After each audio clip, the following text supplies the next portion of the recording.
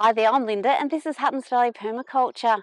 Today I'm in the vegetable garden. I need to cut down my green manure, recreate a garden path right here and get some planting done. 2 or 3 months ago I planted a green manure. Now I've got broad beans, there's vetch, there's oats, and I think there was one more seed, but I can't remember what it was. Now it's grown really well, but time has come to cut it down. As soon as you sort of see the flowers coming, you know that the plant is putting more energy into that than the biomass, which is what you want to help feed your soil. So today I'm going to cut all of this down. I haven't really used green manures before, so this bed here is kind of like an experiment for me. Now what I've learned is that you cut this down, put it on the soil surface and then wait 4 to 6 weeks before planting into it. And that's for a couple of different reasons. First of all, the biomass on the soil will shade the soil and it sort of slows down the rate at which the soil warms up with the sun going into spring. It also means that all this material has had a chance to decompose a little bit and the nutrients are more available to the young plants, and it's certainly easier to plant into that garden bed. Armed with my trusty sickle, I'm just going to go through and cut these plants at ground level. Green manure plants such as broad beans are nitrogen fixers, which means they store nitrogen in the root zone. This nitrogen is released into the soil when the plant is cut down, which then becomes available to any planted seedlings. Another reason to plant green manure is to help feed the soil. As plants grow, the roots release exudate into the soil, which the soil life feeds on. It's all cut down now, but I'm just going to stomp over the top of it and crush any plants that I might have missed cutting so that they stop growing. And in 4 to 6 weeks' time, we should be able to plant into all of this. So that's all I need to do with that garden bed for the moment. Now we're going to turn our attention to this green stretch through here, which is actually supposed to be a garden path. It is supposed to be a continuation of this path here, which is on contour and goes right through the middle of all that beautiful growth there. In this path area, I've got quite a number of volunteer edibles. I've got the Swiss chard, which is quite obvious. I've got red-veined sorrel. I've got lots of curly leaf endive, and there's red Russian kale. I've also got some flowers. This is a California poppy. There's parsnip plants. There's probably radicchio hiding in here. But it's all got to go. I'm going to harvest some of these Swiss chard and feed it to the chicken, and as well as the kale. Some of the smaller Swiss chard I might just dig up and move to another garden bed. So I'm just going to go through and harvest plants like these big kale plants and feed those to the chickens. There you go, buddy.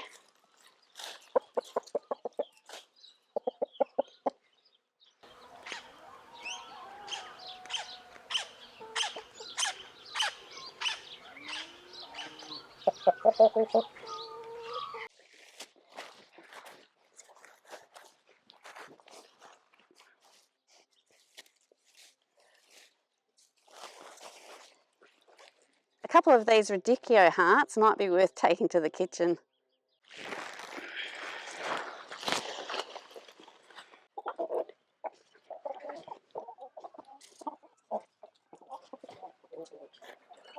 With the chickens happy now, I'm just going to go through and select a few of these little Swiss chard plants to move into the garden bed behind me here where my Brussels sprouts are.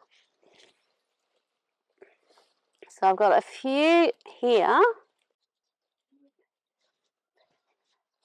Oh, there's a parsnip plant too, but I'll get rid of that. I'll get rid of the weeds. And that's 3 little plants we can transplant.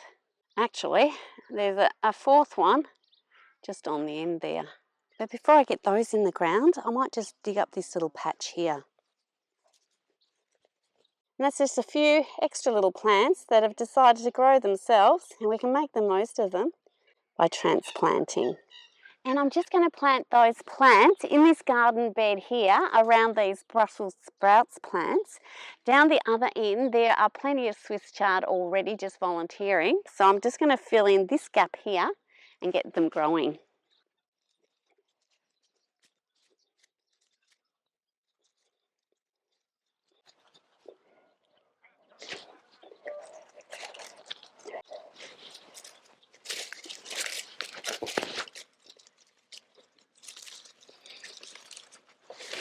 I also transplanted a little oryx seedling while I was there. Hopefully those little transplants take okay, but I've put a number of plants in, so if they don't all start growing again, it doesn't matter. And I do have quite a few plants down the other end. I had planted a little bit of the green manure in this garden bed as well, which took off down that end. So I'll be chopping that and just using it as mulch around the Swiss chard. But we'll get that done another day. And what we're left with in this path looks like a bit of a mixed salad actually. We are going to put some duck bedding right over the top of this. This will be our green layer. The duck bedding will be the manure layer. And I'll finish off, of course, with some wood chips.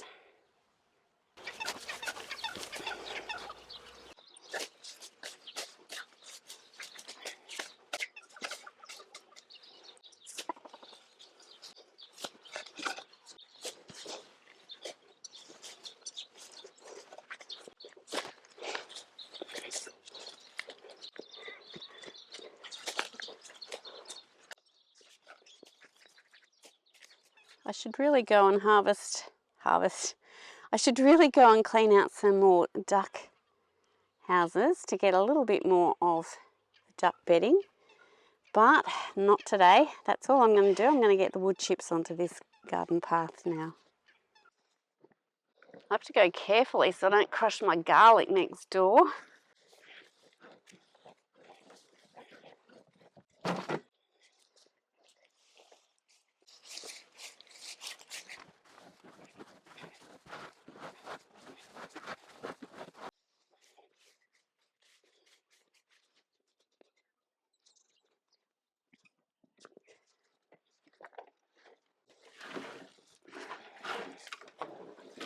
Oh.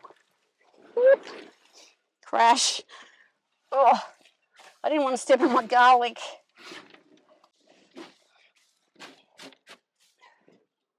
All my little asparagus plants.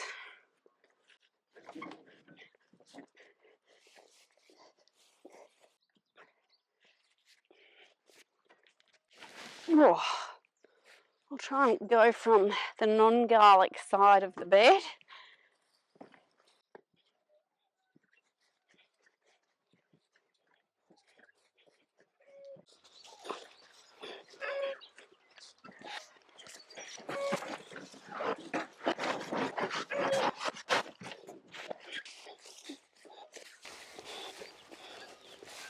So there's my garden path redefined, and my garden bed quite obvious as well.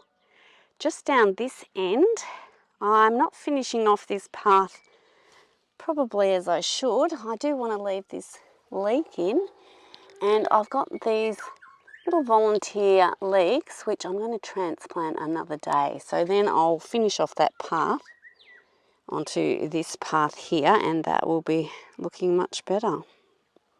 Now the next thing I'm going to do in the garden today is get a few seedlings in. Now I didn't start these myself. The seeds I've started haven't really kicked in yet, and I did forget to water them at some stage, so I might have to redo them anyway. But I've just picked these up at my local nursery, and so I'm going to get them into the ground. And the bed I plan to put a lot of these plants into is where I usually grow tomatoes. Now it's the end of July, and I don't plant my tomatoes until the end of November when it really warms up sufficiently. So I've got 4 months in which I can get a good harvest from this bed. All I've got in here at the moment is a couple of volunteer celery, some mizuna, which I can sort of keep harvesting and get rid of because that actually gets quite big. This hollyhock here I will leave, and if the frost doesn't knock that back, that will be an early flowerer come spring. But it does leave a lot of this garden bed bare, and it'd be much better to have some plants in the ground. So the plants I've got here are winter-loving plants. I've got some broccoli, cauliflower, green cabbage. I've also got a red cabbage because I just think they are beautiful. And I've got some little spinach plants that I can dot around as well. And I'm just going to plant in this garden bed today because it is the one that I've added the extra compost to. There are areas of my other tomato bed that will need some more compost, so I'll work on that another day and just get these plants in. So what I like to do is dot the plants around first and then make sure everyone's got some space and then get them in.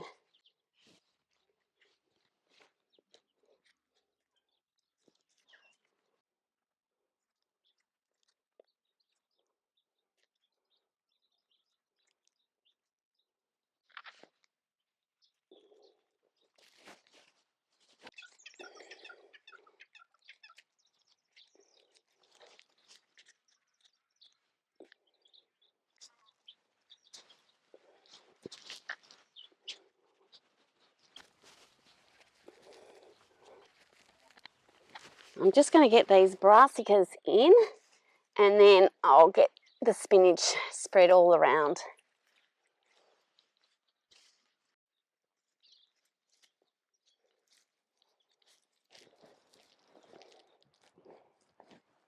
It's so easy planting into a compost layer.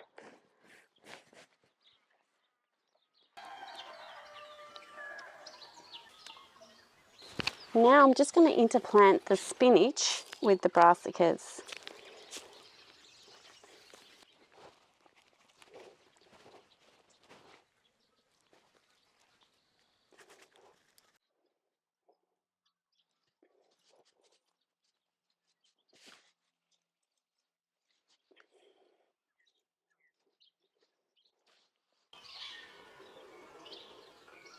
Now I've just planted the spinach on this side of the trellis.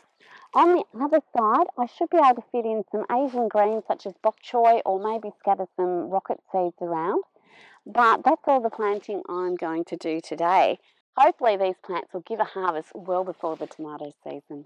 All that's left to do now is water these little seedlings in and also the transplants of the Swiss chard. It's been such a beautiful morning. Thanks so much for joining me. I hope you've enjoyed the video and we'll see you next time.